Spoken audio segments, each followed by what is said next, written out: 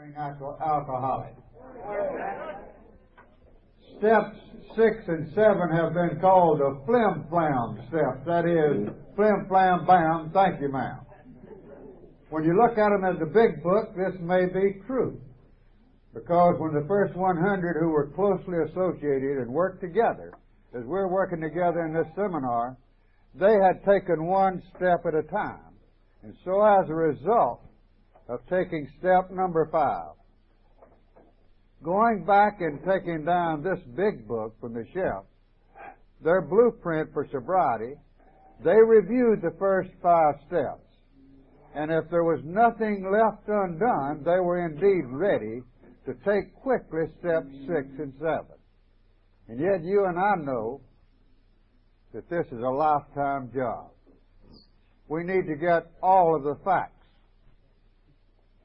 More than 2,000 years ago, there was material written that indicates this was in the mind of the Supreme Architect long before alcoholism was recognized in our world as we know it today.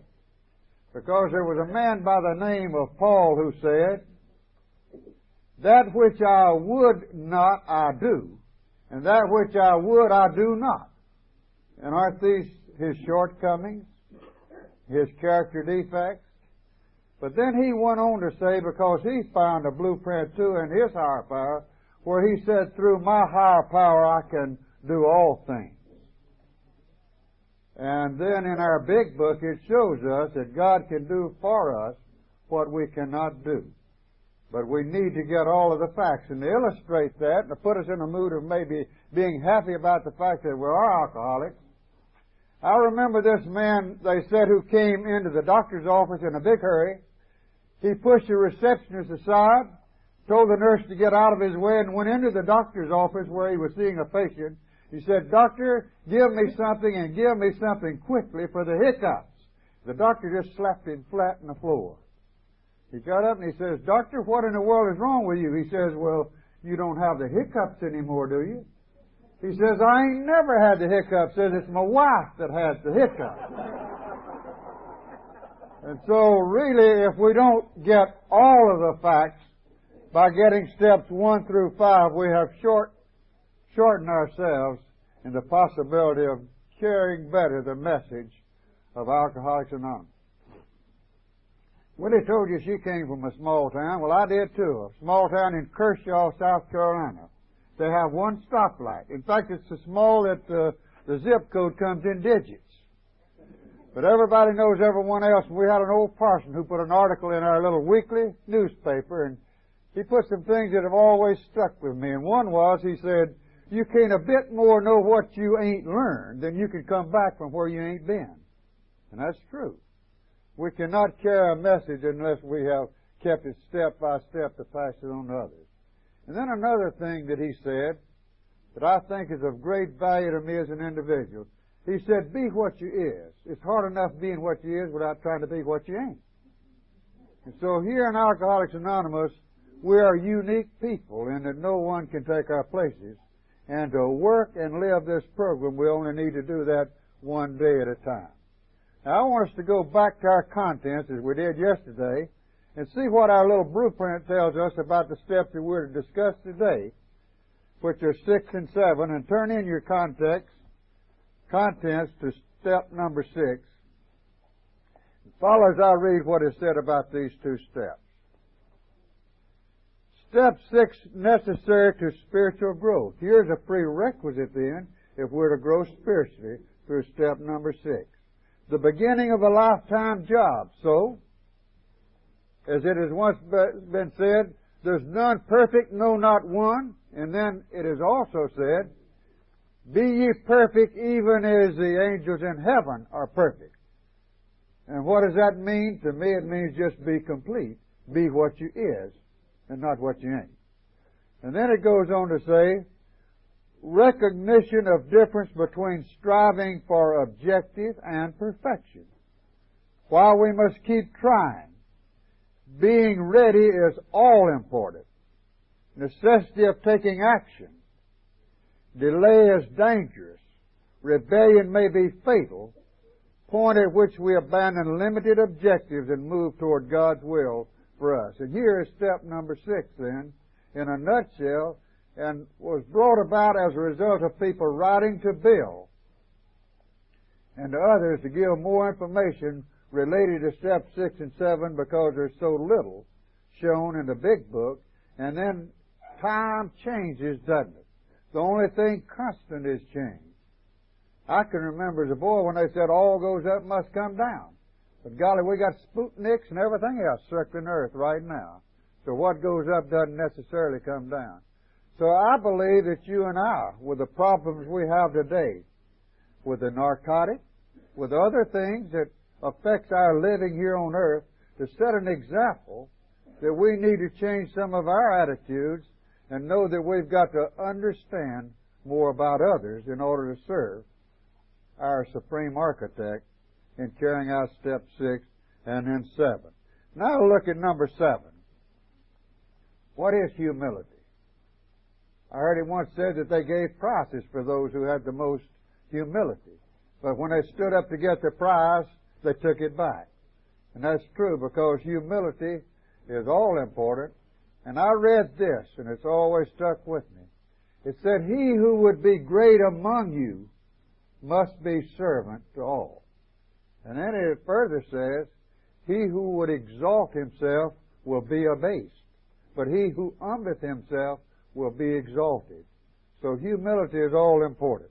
What can it mean to us? And then we say that in a plural sense, but I must change it to say, what can it mean to me as an individual?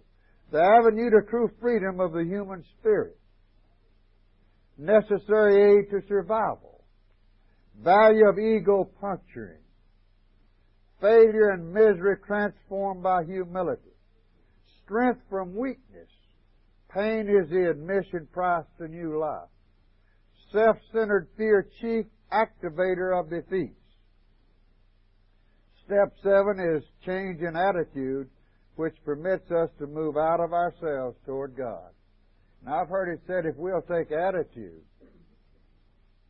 and put a GR in front of it and be grateful and expound the gratitude for having found sobriety and a God of our understanding, then our attitudes will change, not only toward others, but toward any programs that depicts an interest in the survival of the human being and the earth today. So this is a gist of what we need to look at now in step number 6 and 7. So now turn with me in your book to whatever page it shows in your contents. Mine is shown on page 64 for step number 6.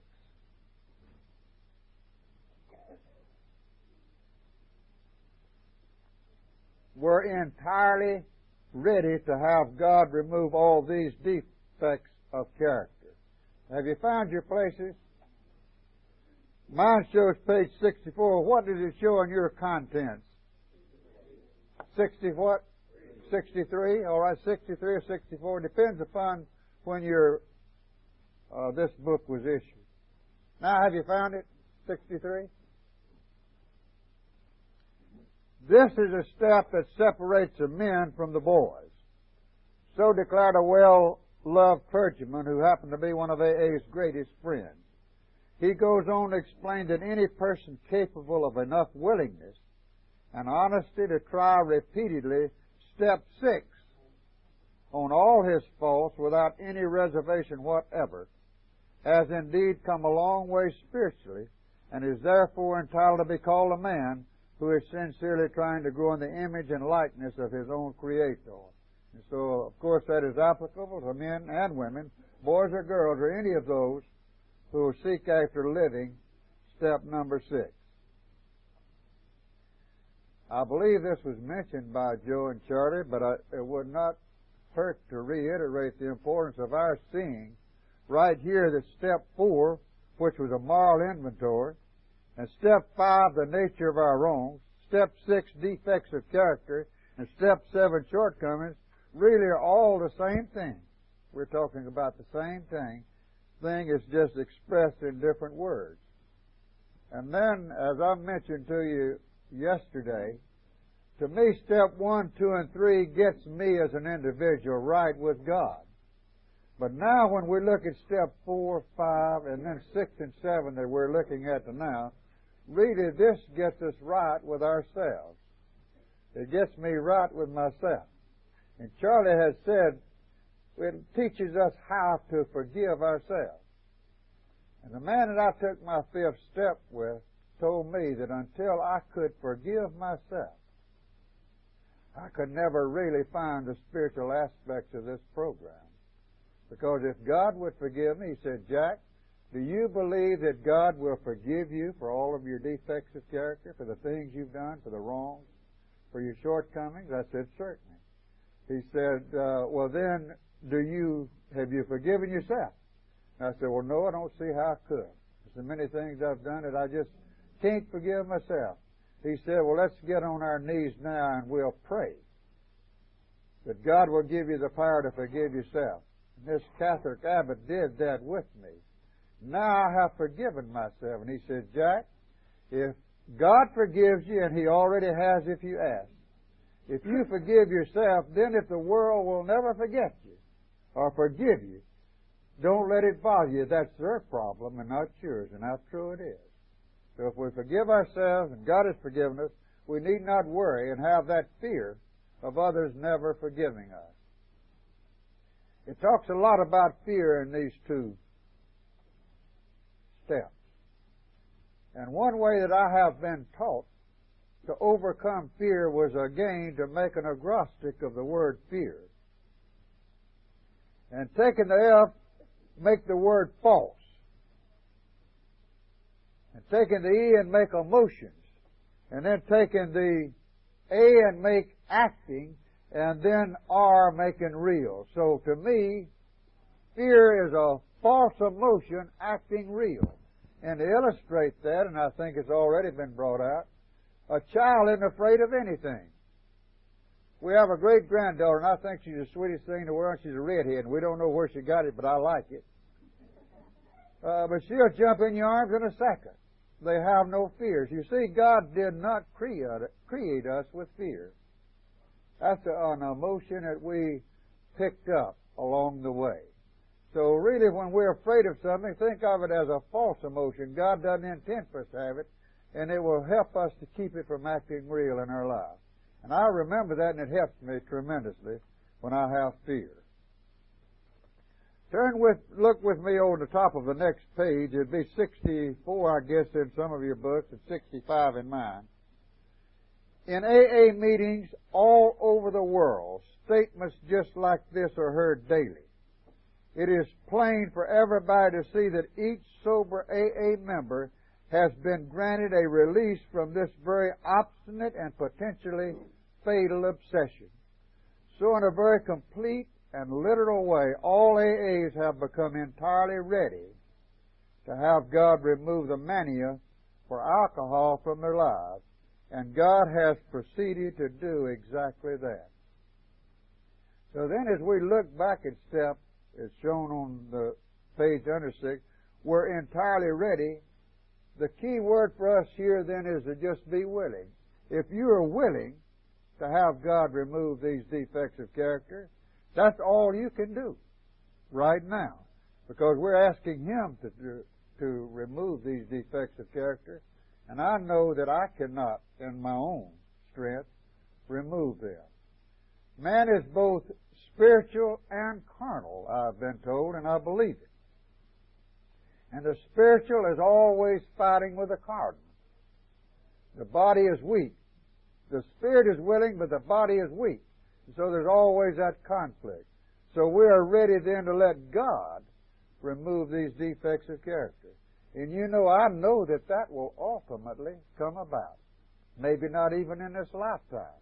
But I believe in the immortality of the soul. And with that feeling, I know that they'll be removed, if not in this life entirely, in the world to come. And I believe that with all my heart. Now turn with me over to the next page. Maybe 65 in yours, 64 on mine. Look down at the next to the last paragraph. Find these words. If we ask God, will certainly forgive our derelictions. But in no case does He render us white as snow and keep us that way without our cooperation. I think Joe used an illustration of the hoe. We've got to hoe out the grass. It takes two to tango. And we said in step 3 that we took on a lifetime partner, which was our higher power. So by turning our will over to Him now in partnership, we're to work out this program of removing our defects of character. That is something we're supposed to be willing to work toward ourselves. He asks only that we try as best we know how to make progress in the building of character. So, step 6, we're entirely ready to have God remove all these defects of character, is AA's way of stating the best possible attitude one can take in order to make a beginning on this lifetime job. This does not mean that we expect all our character defects to be lifted out of us as a drive to drink was. A few of them may be, but with most of them we shall have to be content with patient improvement. The key words, and I've underlined these in my book, is entirely ready. Underline the fact that we want to aim at the very best we know or can learn. I've heard it said that practice makes perfect, and it does. But practice makes perfect that which is practice. If we practice it wrong, we can be perfectly wrong. So in the final analysis, only perfect practice makes perfect. And that's true. So we need to practice those things. One great philosopher said, "Make it thy business to know thyself, which is the greatest lesson on earth." So let's learn more about ourselves. I heard it once said that you ought to talk to yourself regularly about these steps, and I believe that. I used to think that people who talk to themselves were crazy until I started talking to myself. But now I talk to myself regularly, and the reason is I like to talk to successful people. And I have been successful one day at a time for more than 15 years in remaining sober and trying to use the talent God has given me to carry the message of Alcoholics Anonymous. Next paragraph. How many of us have this degree of readiness? In an absolute sense, practically nobody has it, and that's true. We're weak. The best we can do with all the honesty that we can summon is to try to have it. Even then, the best of us will discover to our dismay that there is always a sticking point, a point at which we say, "No, I can't give this up yet." We shall often tread on even more dangerous ground when we cry, "This I will never give up." Such is the power of our instincts overreach themselves. No matter how far we have progressed, desires will always be found which oppose the grace of God. And you and I as alcoholics know this to be true. Some who feel they have done well may dispute this, so let's try to think it through a little further. Practically everybody wishes to be rid of his most glaring and destructive handicap. No one wants to be so proud that he is scorned as a braggart, nor so greedy that he is labeled a thief. No one wants to be angry enough to murder, lustful enough to rape, gluttonous enough to ruin his health. No one wants to be agonized by the chronic pain of envy or to be paralyzed by sloth. Of course, most human beings don't suffer these defects at these rock-bottom levels. So Bill is showing us that he recognizes and we recognize and God recognizes the imperfection of man. That's been true since time immemorial, since the so-called Garden of Eden. Man has always been weak and sinful. So turn with me now over to page 68 or 69 and come down next to the last paragraph where we find, "Many will at once ask." Have you found this on page 68 or 69? Many will at once ask, how can we accept the entire implication of step 6? Why, this is perfection. This sounds like a hard question, but practically speaking, it isn't. Only step one, where we made the 100% admission we were powerless over alcohol, can be practiced with absolute perfection. The remaining 11 steps state perfect ideals. They are goals toward which we look, and the measuring sticks by which we estimate our progress. Seen in this light, step 6 is difficult, but not at all impossible. The only urgent thing is that we make a beginning and keep trying. How true it is. I mentioned to you this man, Paul, because I've been in the field of sales and teaching salesmen for more than 35 years and teaching courses on it. And I have learned so much from this man named Paul in the art of salesmanship. In fact, I do not believe without some of the activities that this man did many years ago, would we have the freedom we have in Canada and the United States of America today to worship as we choose, to have Alcoholics Anonymous as we have it today. I believe he had a lot to do with that. In fact, I believe he was an alcoholic, and I can't prove that. But I'll mention some of the things he said earlier. But this he did say. He says, I have not attained, and neither do I know that I shall ever attain. But this I do know, I am pressing forward to the high calling which is in, and he named his higher power. And so I would verbalize by saying, I can do all things through my higher power who strengthens me. And I have not attained. I don't think any of us will, but we can press forward to the high calling which is in Alcoholics Anonymous. You and I are the only peoples on earth that can carry the message to the still suffering alcoholic. And I think that's important. And this is a powerful statement here in this step 6. Now look over at the top of the next page, on page 69 or 70. And look at the last of that paragraph. The last sentence in that paragraph says, and I've underscored it as a reminder to me, it will seldom matter how haltingly we walk. The only question is, are we ready? And there's an old song that says, are you ready, said the Master? And that's the question that's posed to us today. Are we ready to take that step? Looking again at those defects we're still unwilling to give up, we ought to erase the hard and fast lines that we have drawn.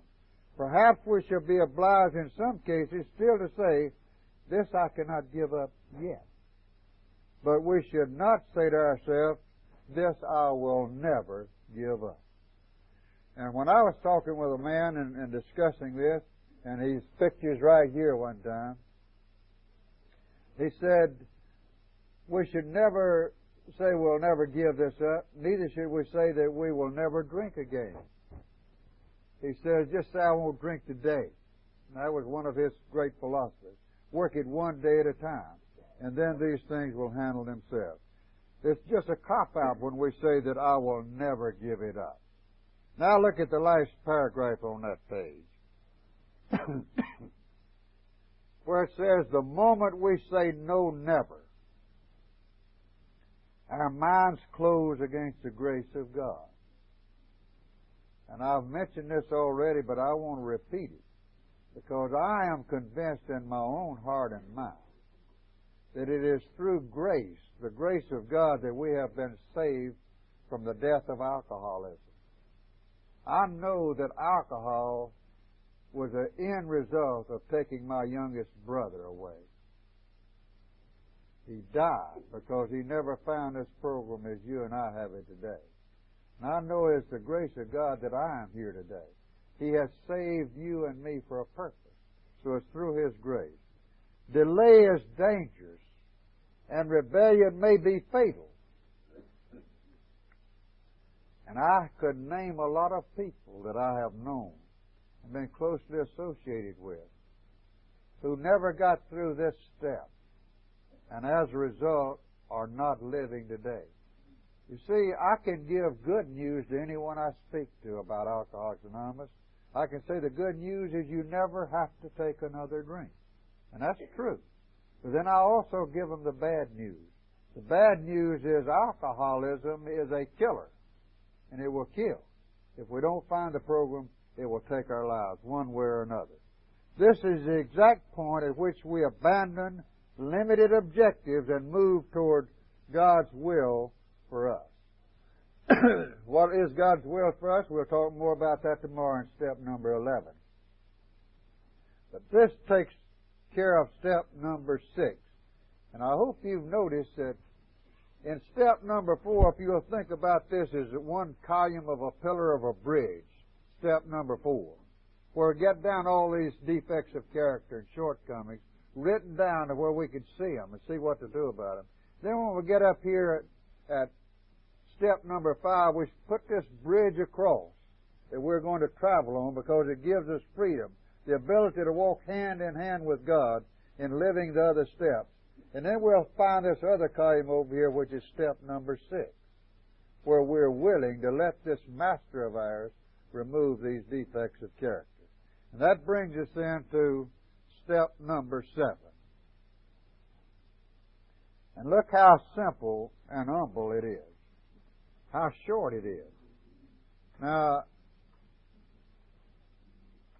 Charlie mentioned, or Joe, or both did, that Bill had been taught by his professor in school not to use the same word over and over like a broken record if he could express it in other terms. And words are important.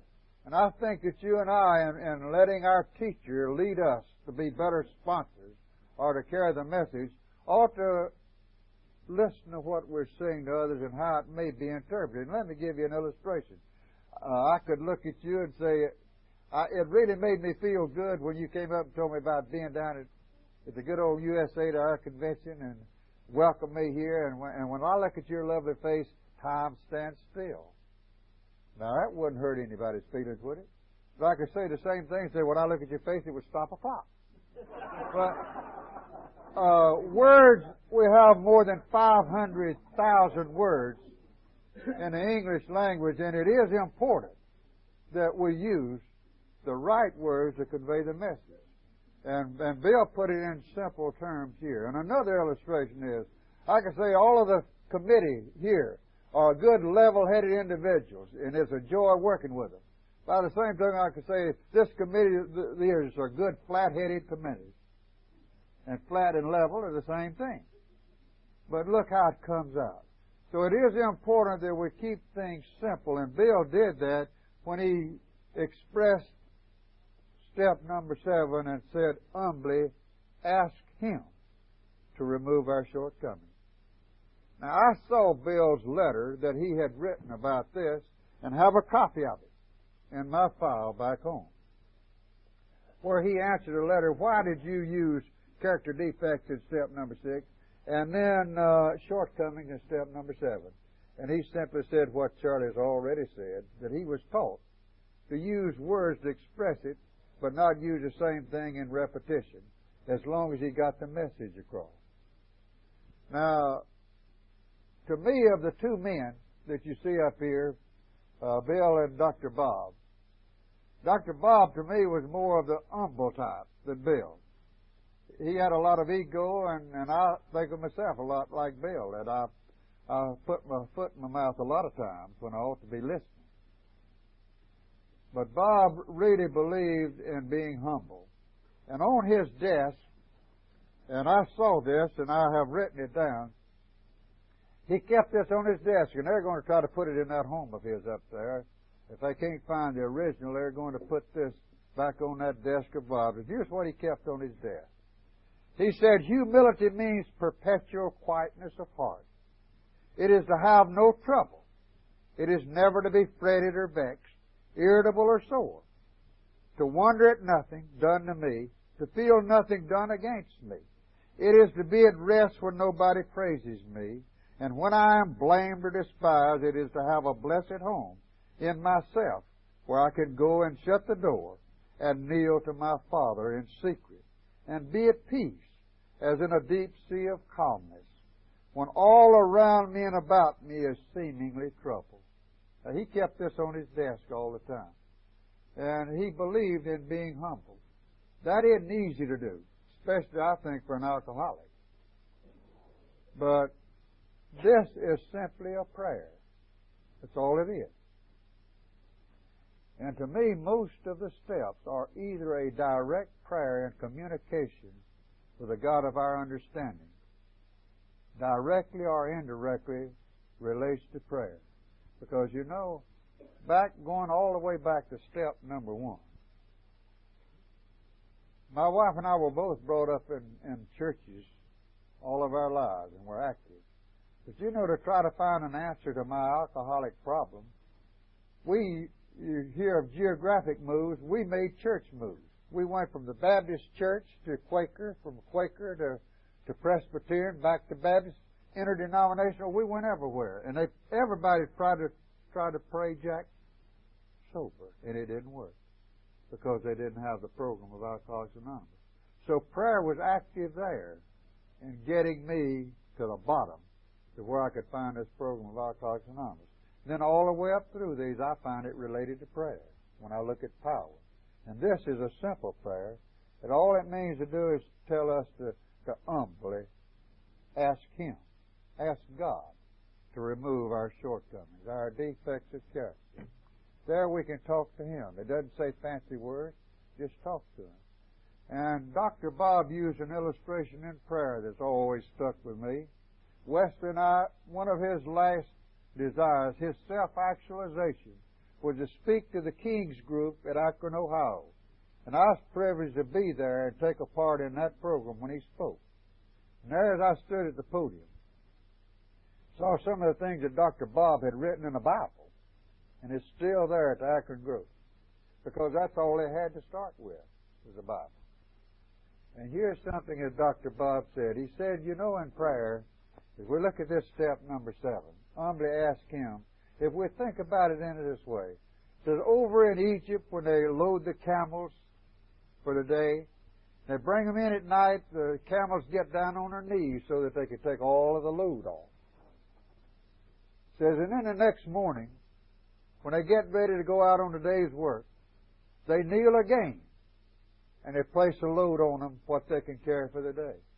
He says, if you and I will remember that, what the camel did, and every evening if we will kneel down and humbly thank God for all He's done for us for that day, to remove our defects of character, our faults, to humbly ask Him, and then the next morning if we'll get on our knees again like the camel, and ask Him to only give us a load that He can help us care for that day, that we can remain sober for that day.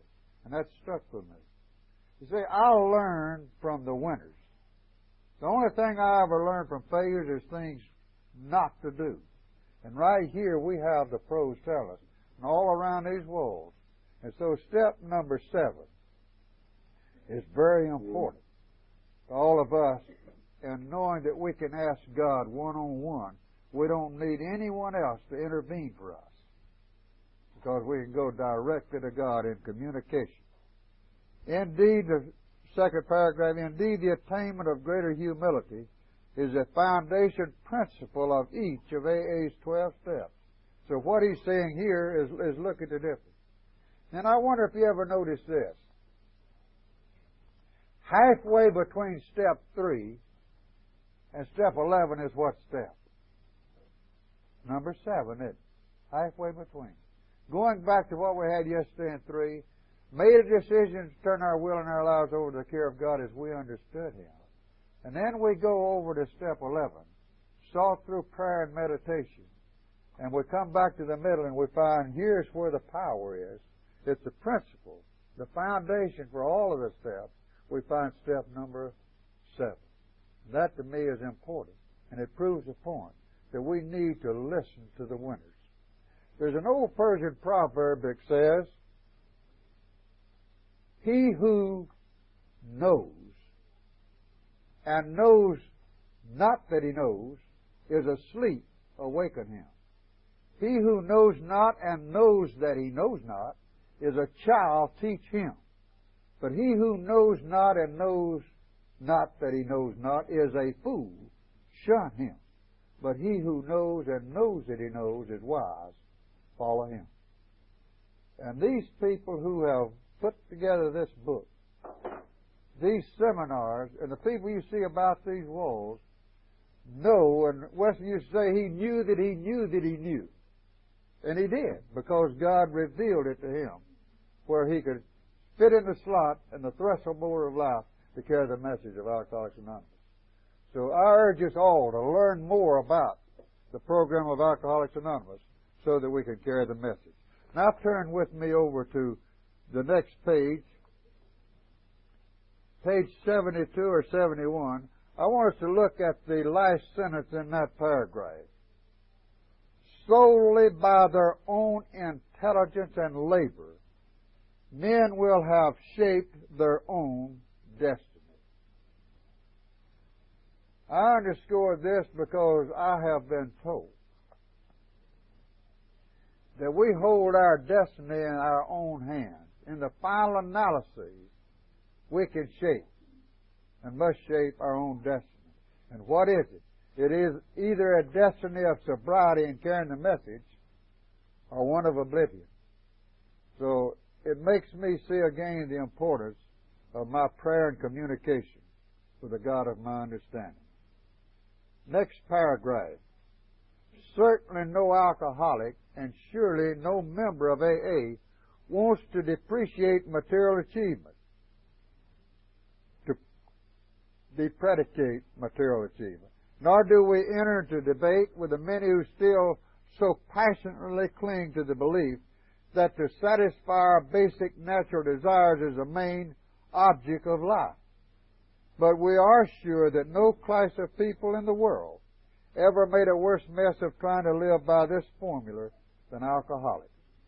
For thousands of years we have been demanding more than our share of security, prestige, and romance. When we seemed to be succeeding, we drank to dream still greater dreams. When we were frustrated, even in part, we drank for oblivion. Never was there enough of what we thought we wanted. And I underscored these to remind me that really I never knew what happiness and true contentment and peace of mind could really be until I hit a bottom and found the program of Alcoholics Anonymous. Because here really indeed is a program that surpasses understanding. And I am truly grateful that I became an alcoholic in order to find such a way of life. Move over with me to the next page now, on page 72 or 73, looking at that first paragraph. True, most of us thought good character was desirable. Have you found that in your books? Any? True. What page is it? Okay. True, most of us thought good character was desirable, but obviously good character was something one needed to get on with the business of being self-satisfied. With a proper display of honesty and morality, we'd stand a better chance of getting what we really wanted. But whenever we had to choose between character and comfort, the character building was lost in the dust of our chase for what we thought was happiness. Seldom did we look at character building as something desirable in itself, something we would like to strive for whether our instinctual needs were met or not. We never thought of making honesty, tolerance, and true love of man and God the daily basis of living. And how true it is. There is a saying that greater love hath no man than this, that he lay down his life for his friend. Well, that's a great statement, but that is not what we need in Alcoholics Anonymous. We need people who are willing to take up their life and live it for others, not to give a life, but to share a life in order to give the program of Alcoholics Anonymous. Move with me over to page 74 or 73, if that be the number in your book, until you find the beginning of a paragraph. It says, "For us, the process of gaining a new perspective was unbelievably painful." Have you found that? For us, the process of gaining a new perspective was unbelievably painful. It was only by repeating humiliation that we were forced to learn something about humility. So this is telling us maybe to accept pain. In teaching salesmen a formula for qualifying a prospect, frequently I use the agnostic pain. And I use the pay to say, can they pay for it? And if we did that in Alcoholics Anonymous, can they pay the price? I tell you, if they're alcoholics, they've paid the price, haven't they, for admission. A is, are they approachable? A is for approachable. Back in the early days, they'd go pull them off the stool. We don't do that these days, but I tell you what, we can approach them with literature or in other ways. And then what is the I for? I put it in salesmanship. Can they interview these people under favorable conditions? Well, I don't care whether it's favorable or not. If you made some 12-step calls like I've been on, and you'd have to hold your nose when you went in the house, and the cats had been in there locked up with just him for several days, they could be interviewed. They may not know it. And the N is for need in pain formula. Everyone who has a problem with alcohol has a need for Alcoholics Anonymous. No question in my mind about that. So we need to encourage, and we can use a pain formula to carry the message. Move over to page 75 with me now, or 74. I want us to look at the paragraph that says, but again we are driven on. Again we're driven on by what? By an inescapable conclusion, which we draw from AA experience, that we surely must try with a will or else fall by the wayside. In other words, it's not off and on. We must have some continuity, and that's all important. At this stage of our progress, we're under heavy pressure and coercion to do the right thing. We're obliged to choose between the pains of trying and the certain penalties of failing to do so. These initial steps along the road are taken grudgingly, yet we do take them. So even if you grudgingly do it, it's better to do it that way than not to do it at all. We may still have no very high opinion of humility as a desirable personal virtue, but we do recognize it as a necessary aid to our survival. So what happens? Our survival depends upon how we use and live this step number 7. Now, next paragraph. But when we have taken a square look at some of these defects, have discussed them with another, and here's the key. If you don't have a good sponsor, get one. Sponsors can be fired too. And I had a man to tell me yesterday, that he'd tell a man he'd fire him. If he didn't want to fire him, he'd fire him. So you can fire your sponsor and get you another one if you can't comfortably discuss it with him or her. And having become willing to have them removed, our thinking about humility commences to have a wider meaning. By this time, in all probability, we have gained some measure of release from our devastating handicaps. We enjoy moments in which there's something like a real peace of mind. Those of us who have hitherto known only excitement, depression, or anxiety. In other words, to all of us, this newfound price is a priceless gift. So you can't put any monetary value on it. It's not because of its intrinsic value. It's something that is immortal. It is a gift from God. Something new indeed has been added. Where humility had formerly stood for a forced feeding on humble pie is now beginning to mean the nourishing ingredient which should give us serenity. Time's running out, and I wanted to hear from some of you, but let me call your attention to page 77 for just a minute,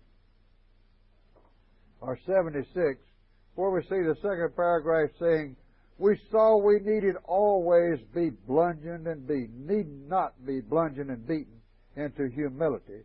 We could come quite as much for our voluntary reaching for it as it could from unremitted suffering.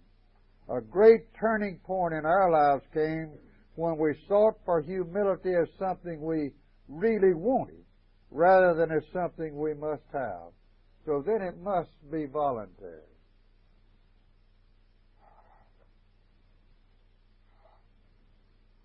I believe it was Joe said, pray for yourself. He said God likes to hear strong voices. So we need to be praying not only for one another, but for ourselves. And then in the last paragraph of step number 7, beginning of that last paragraph, this one sentence. The 7th step is where we make the change in our attitude which permits us, with humility as our guide, to move out from ourselves toward others and toward God. So if we would move toward God, then we need to move out of ourselves, and step number 6 and 7 would help us to do just that.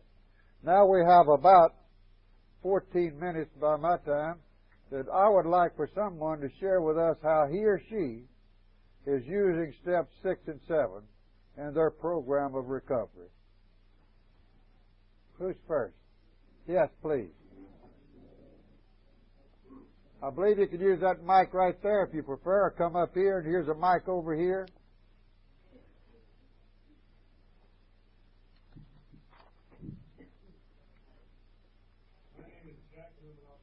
Hi, Jack. Hi. I thought it very interesting, Jack, and the shortened form of step 6. One of the sentences said, pain is the admission price to a new life. I don't think there's an alcoholic who's on his road to recovery has not gone through or witnessed pain. And I think it was the chiropractor who gave me an idea when I first came into this program about the value of pain. When he said to me, he said, Jack, pain is the best friend that you will ever have. Because if you didn't know you had pain, you wouldn't know what was wrong with you. And the pain that I was finding after starting to get sober was on these defects and starting to give up some of these defects that I didn't want to give up. And I used to think there was some form of sacrifice. But then it wasn't until I took the 5th step I found out they weren't really sacrifices after all. What was I really giving up? What I was giving up was this sickness, self-disgust, and a very, very unhealthy ego. Well, today I don't have that sickness, self-disgust, or an unhealthy ego. But I do have an ego, a healthy one. And I think it's wrong for me or anyone to say that we don't have an ego when we come into AA, because ego, after all, is part of the human psyche. So today these things are no longer giving me a problem. Step 7 talks about humility, and I can't say too much on that because, as I've been told, Jack, you're about as humble as Hitler, But I have gained, I know, some form of humility. On my wall, excuse me, I have a plaque that was given to me by my sponsor, and it says, in quietness and in confidence shall be your strength. When I was drinking, I was a very loud, noisy, aggressive person. Today, I have gained a wee bit, and step 6 and 7 certainly helped me. Thank you. Thank you, Jack. Who's next?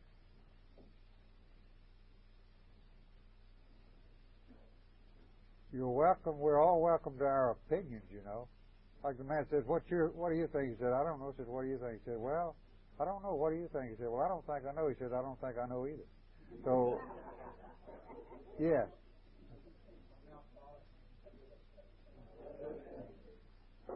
Back in the time when I was at step 6 and 7, I took it as a repeat. 7, a repeat of number 6. But after coming to this seminar, I understand more in depth of what it says. But as it was at the time that I arrived at these steps, my interpretation of it worked for me, because when I took step 6, instead of just becoming ready, I went ahead and done it, like it says in number 7. And for me, that was a godsend for the 7 to be there the way I interpret it, because when I asked God to remove all these things, they weren't lifted immediately.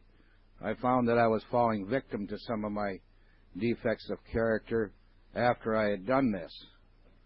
And my first thought was that maybe it works for these other people. Maybe he lifts them immediately and he hasn't for me.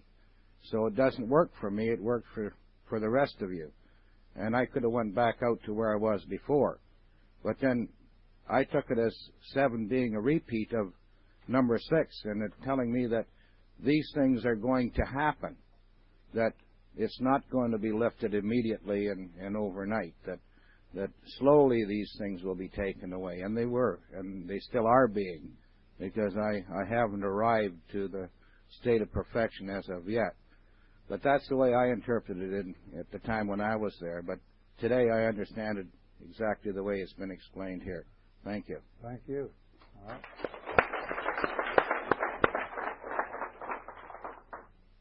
Who's next?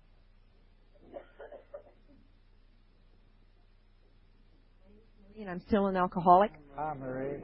I'd just like to share something here on the 4th and 5th. This weekend I realized some things. The first year and a half of my sobriety was sheer insanity and an absolute terror and a nightmare, and it was like I was still drinking. And I mean in every way. Until I was absolutely forced to do some pretty drastic things, such as call the police, go on welfare, and really deal with some real realities in my life. And to make a long story short, in the 4th and 5th, I realized that I did do the 4th and 5th in my first year in sobriety, around my 4th, 5th month, to the best of my ability with the memory that I had at that time with Father Tederman, and he did say keep it open. But what I did was I did the act of error of omission.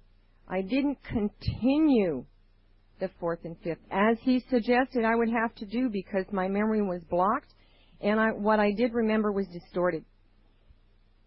And I see that one of the major errors that I made was that I didn't include me as one of the people that I had harmed by my behavior, my self-destruction, my months of not eating and expecting this body to perform, years of not sleeping, 3-4 hours sleep for well over 10 years, and that's how I functioned.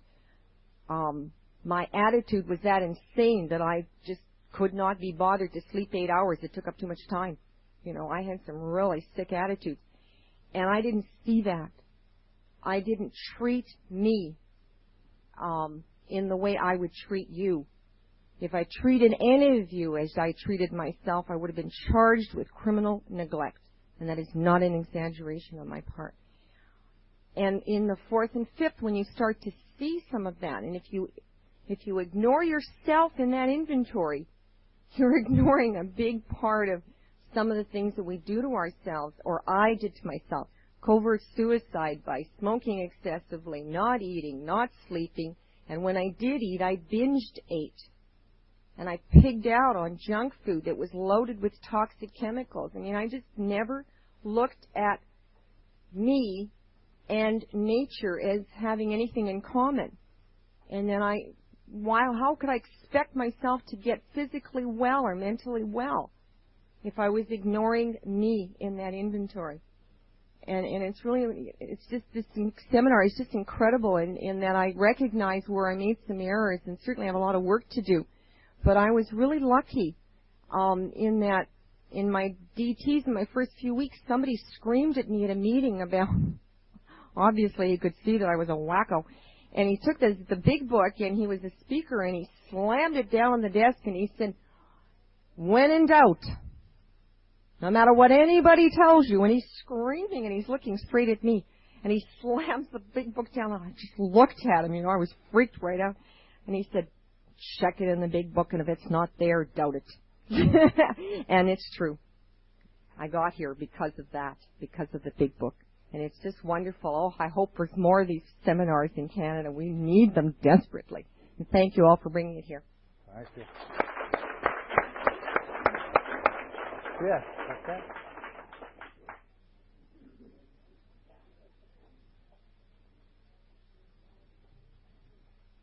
Hi, my name is Pat, and I'm an alcoholic. Okay. And as I got off from the chair, I said, why am I doing this? 'Cause I guess God says you got to get up and say something. I believe that when that pain got me here, I never knocked the pain that I suffered out there, and pain was a motivator for me, and the gift I had that night to sort of say I'm going to stop drinking, or what was a gift from God. And as I went through the steps, and when I get to step 6, the willingness that was given to me in the first step just continues on in my life. And I love these seminars, and I love the big book. But I didn't really know for a long time why in AA, and then I stopped saying why. And I think when I first came in, I didn't have any capacity to know what was happening to me and growing through this program. And also I believe today that while pain and fear are motivated for me, that perhaps what the biggest thing for me in my life today, and I like to always say it whenever I speak, that pain got me here, but the joy I've experienced in this program keeps me here. And it's always not, and I always like to express that joy, the joy of sobriety. And it isn't always joyful, but most of the time it is. It's better than it was, and I can't expound on the steps, the way you do, but the feeling is in there. As you're talking, I'm feeling it. I can't get up here and say what I feel about steps 1 to 12 to you people, but I know in my own life. And for me, the motivator today is the joy. And I try every day to have that willingness, because I was told that I should, ask for help in the morning, and I was told to read page 62 and 63, even if I didn't understand it, just to read it. And when I talk to new people and they're in doubt, etc., I suggest that to them. I don't tell them to do it. I said, it doesn't matter if you don't understand it. Just keep doing it, I've been blessed with wonderful teachers in this program. And that's all I wanted to say, that joy will keep me here. Because no matter what you go through, and I've shared a lot of, I always think in the first few years of my sobriety, I had more reasons to drink the first 2 years of my sobriety than I ever had when I was drinking. I mean, just incredible things. They all happened to me in the first 2 years I was sober. And to me, I talk about that when I speak, because it tells a new person out there, no matter what happens to you, and I speak for myself of some horrendous things, I never picked up a drink. And I always think of that as being magic. I mean, to me, it's bloody magic that I don't pick up a drink going through these things. And so anyone who's experiencing pain or fear or all those things which we all do, try to find each day that there is a joy. There's a joy to being sober and being with you people today. And I feel it. And I don't have fear this minute. Well, I'm shaking a bit. But I don't have fear at this particular minute. And to me, that's a miracle. Thank you. Thank you.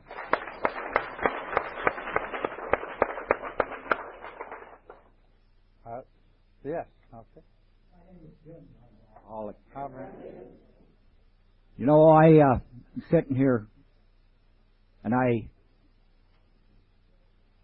took and read the last paragraph in step 7. And it reminded me that in step 2, I had to become humble enough to ask God to restore me to sanity. That's what happened with me. I came down here this weekend with a little apprehension, of course. I didn't know what to expect. But then I had been prepared because I belong to a big book workshop group.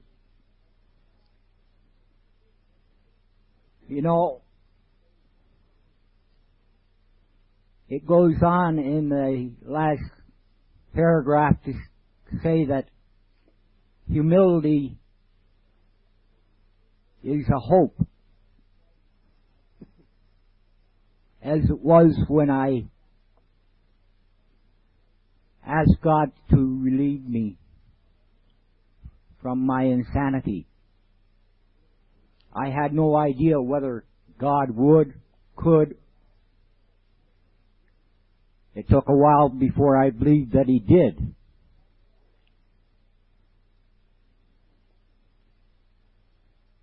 The humility that I need to go on, to carry on,